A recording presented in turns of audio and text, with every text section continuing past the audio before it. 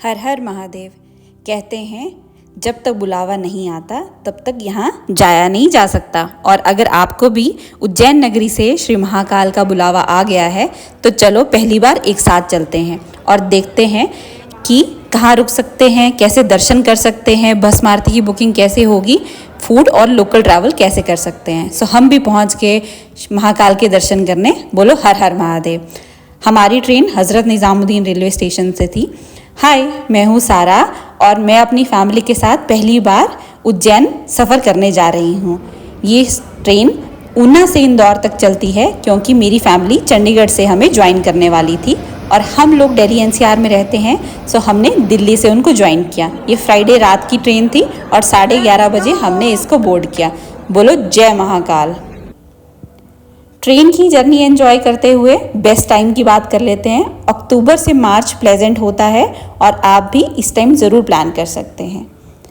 दिल्ली से उज्जैन की दूरी 810 किलोमीटर से अप्रॉक्सीमेट है, जिसे ड्राइव करने में 10 से 12 घंटे लग सकते हैं। अब उज्जैन पहुँचे कैसे, चलो जानते हैं। उज्जैन का नियरेस्ट एयरपोर्ट इंदौर है, जहाँ से 1-1.5 घंटा टैक्सी में लगता है, या फिर आप हर मेजर रेलवे स्टेशन से कनेक्ट कर सकते हैं। हर मेजर सिटी से यहाँ डायरेक्ट ट्रेन आती है। आपको ध्यान ये रखना है कि आपको 2 मंथ पहले बुकिंग करवा के रखनी है।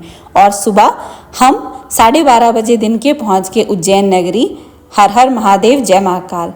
कम्यूट कैसे करें? कम्यूट करने के लिए बेस्ट है ई रिक्शा।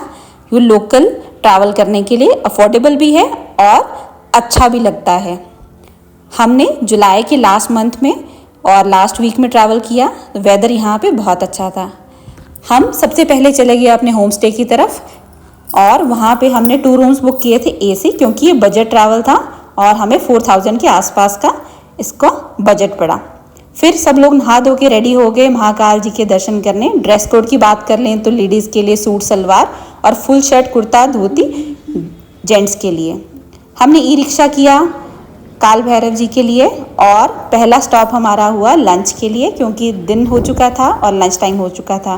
तो हम रुके साईं पैलेस में, जहाँ की ये बाफला थाली बहुत फेमस है। ये साईं पैलेस शिप्रा नदी के किनारे है और मंगलनाथ मंदिर के पास है। आप भी जब काल भैरव की तरफ जाएंगे तो ये साईं पैलेस आता है। अगर आप टेस्टी और लोकल फूड एंजॉय करना चाहते हैं तो ये बेस्ट चॉइस है। यहाँ पे थाली 230 रुपीज़ पर पर्सन थी, जिसमें बाफला था, राइस थे, कड़ी लोकल, दाल थी, सैलेड और 2 प्रकार की चटनी थी। टेस्टी खाना एंजॉय किया फैमिली के साथ, क्योंकि आगे का दिन लंबा होने वाला था। सो हम भी निकल गए लंच करने के बाद शिप्रा नदी के पास, जहाँ पे हम आगे देखेंगे कि शिप्रा नदी के स्थित है श्री मंगलनाथ टेम्पल।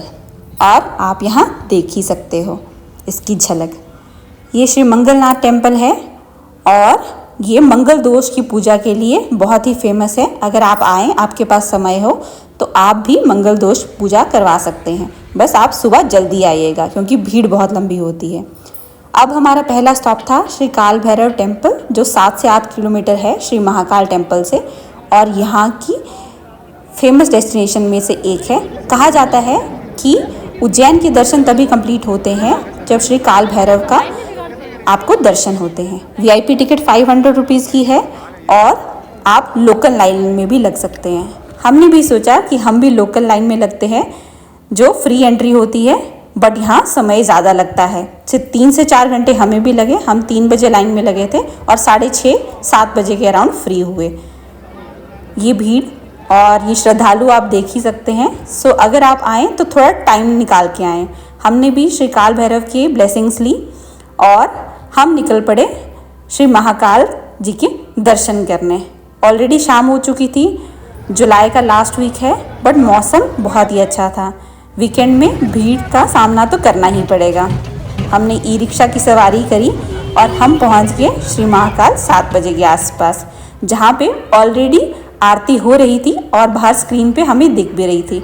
एंट्री अभी इस टाइम करने नहीं दी जा रही थी क्योंकि आरती के लिए एंट्री हो चुकी थी।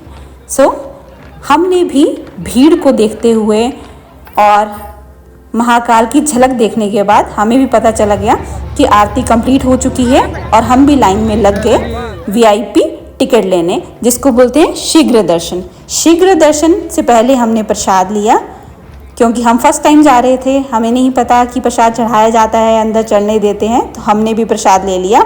और पर पर्सन 250 रुपीज़ देने के बाद हम गेट नंबर 1 से एंट्री करी और हमें मंदिर की झलक देखने को मिल गई। बहुत सारे श्रद्धालु हमारी तरह चल रहे थे। ये राइट वाली लाइन जो है शीघ्र दर्शन की है और लेफ़्ट लाइन आप देख ही सकते हैं कितनी भीड़ है, ये है नॉर्मल दर्शन। सो अगर आप वीकेंड्स पे आ रहे हैं तो आप शीघ्र दर्शन ज़रूर ले सकते हैं। और हमें झलक मिल गई हमारे बाबा जी की। जय महाकाल। उज्जैन मध्य प्रदेश में शिप्रा रिवर के किनारे बसा हुआ एक बहुत ही प्राचीन और धार्मिक स्थल है। यहाँ स्थित श्री महाकालेश्वर ज्योतिर्लिंग भगवान शिव के 12 ज्योतिर्लिंग में से एक है। महाकालेश्वर की सबसे खास बात यह है कि ये दक्षिण मुखी ज्योतिर्लिंग है और यहाँ की भस्म आरती भी बहुत फेमस है। आपने भी दर्शन कर लिए ना, कितने अच्छे दर्शन हुए, बोलो हर हर महादेव। ये शीघ्र दर्शन के बाद ये कॉरिडोर आपको देखने को मिलता है और अगर आपने टिकट शीघ्र दर्शन की ली है तभी आप इस कॉरिडोर में आ सकते हैं दर्शन करने के बाद। हमें भी बहुत अच्छे दर्शन हुए और अब आगे कलावा बंधवाने की बारी। सो ये पुजारी जी मुझे बोल रहे थे कि आप मैरिड हैं तो आपने साड़ी क्यों नहीं पहनी है। तो जैसा कि मैंने आप बताया, सूट और साड़ी आप दोनों ही पहन सकते हैं। हमने भी महाकाल जी की ब्लेसिंग्स ली और अपनी जर्नी आगे कंप्लीट करी। सो यहाँ पे कंपाउंड में और सारे मंदिर भी हैं जो कि आप देख ही सकते हो। गणेश जी का, लक्ष्मी जी का, बहुत सारे मंदिर इस कॉरिडोर में है। गणपति बाप्पा मोरया, विघ्नहर्ता गणपति बाप्पा मोरया। हमने भी कुछ फ़ोटोज़ खिंचवाए फैमिली के साथ और अपने दर्शन को कंप्लीट किया। भस्म आरती कैसे बुक करते हैं, चलो देखते हैं। ये वेबसाइट है और 2 मंथ्स एडवांस में बुकिंग होती है। मतलब अगर आपको सितंबर में ट्रैवल करना है तो आपको 1 अगस्त 2026 को ही भस्म आरती की बुकिंग करवानी पड़ेगी 8 बजे और ये टिकट्स एडवांस में ही मिलती हैं। हमने भी कुछ फ़ोटोज़ खिंचवाई फैमिली के साथ, क्योंकि फैमिली टाइम तो ज़रूरी है, और श्री महाकालेश्वर जी के दर्शन कंप्लीट किए। भस्म आरती की बुकिंग ऑनलाइन ही होती है, तो ऑनलाइन आप टिकट ज़रूर बुक करा के आएँ। फिर महाकाल जी के दर्शन होने के बाद आराम से 9 बज चुके थे। हमने भी अपने पुचके खाए और मार्केट को एक्सप्लोर किया, जहाँ थोड़ी शॉपिंग करी, क्योंकि शॉपिंग तो बनती ही है। और हम आगे मार्केट एक्सप्लोर करते हुए अपने घर की तरफ। बहुत सारे होटल्स हैं यहाँ पे। ये है महाकाल चौराहा, जहाँ पे बहुत सारी खाने की शॉप्स, होटल्स हैं और आप भी होटल्स के लिए यहीं पे बुकिंग करें, क्योंकि ये नियरेस्ट है गेट नंबर 1 के। हमें अगले दिन ओंकारेश्वर जाना था तो हमने भी अर्टिका की बुकिंग करी और आप भी इस नंबर पे बुकिंग करवा सकते हो और ये रीज़नेबल था। फिर हम आज गए डिनर करने के लिए, क्योंकि एक रीज़नेबल अच्छा खाना फैमिली पसंद करती है। सो हम भी डिसेंट से रेस्टोरेंट में आ गए, जहाँ पे हमने पुलाव, दाल, रोटी, रायता और खाना टेस्टी था। सो आप भी मेरी रिकमेंडेशन पे यहाँ आ सकते हैं। अदरवाइज़ बहुत सारे फूड जॉइंट्स हैं, बहुत सारे होटल्स हैं स्टे के लिए, जहाँ पे आप रुक सकते हैं और 2000 के अंडर ट्विन शेयरिंग पड़ जाता है एसी के लिए। फिर हम अपने घर की तरफ आ गए, जहाँ पे हमने होम स्टे में रूम लिया हुआ था। सुबह सुबह जल्दी उठ के हम लोग निकल गए हरसिद्धि माता के टेम्पल के लिए। हमने ई रिक्शा किया, जिसने 30 रुपीज़ पर पर्सन चार्ज किया, क्योंकि यहाँ हम शाम को विज़िट नहीं कर पाए थे।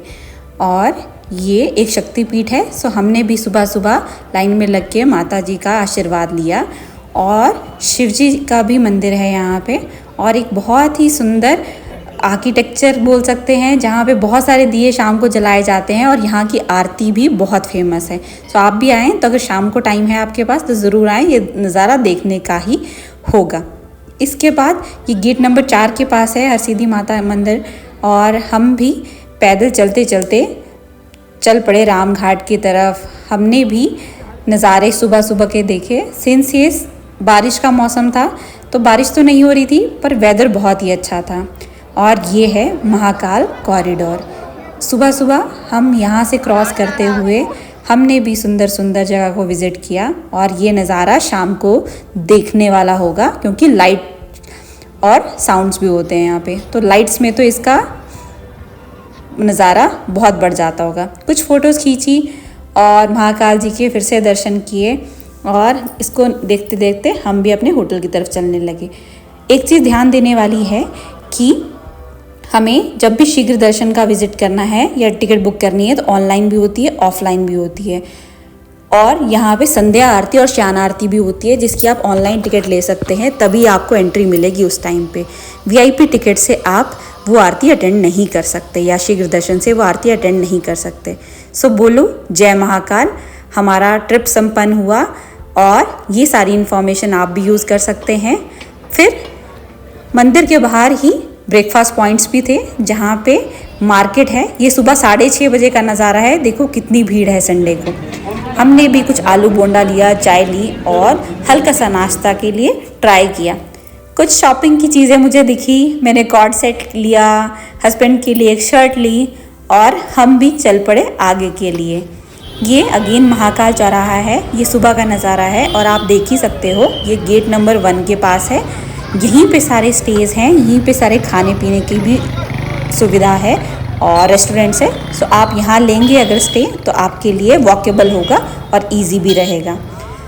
फिर हम फैमिली के साथ एक प्रॉपर जॉइंट पे आ गए नाश्ता करने के लिए, जहाँ पे हमने कचौड़ी खाई, पोहा खाया, चाय पी, परांठा खाया, क्योंकि अब हमारे निकलने का वक्त भी हुआ जा रहा था।